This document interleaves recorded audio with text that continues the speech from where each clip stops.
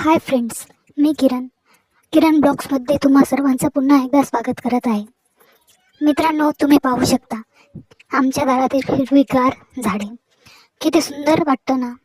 अशा हिरव्यागार झाडाकडे पाहिलं की मन प्रसन्न वाटतं. आणि खरंच पावसाळ्यातले दिवसच वेगळे असतात. जिकडं पाहावे तिकडे हिरवंगार आणि निसर्गरम्य असं वातावरण असतं. तुम्हाला आवडतो का पावसाळा? आवडत असेल तर मला कमेंटमध्ये नक्की कळवा.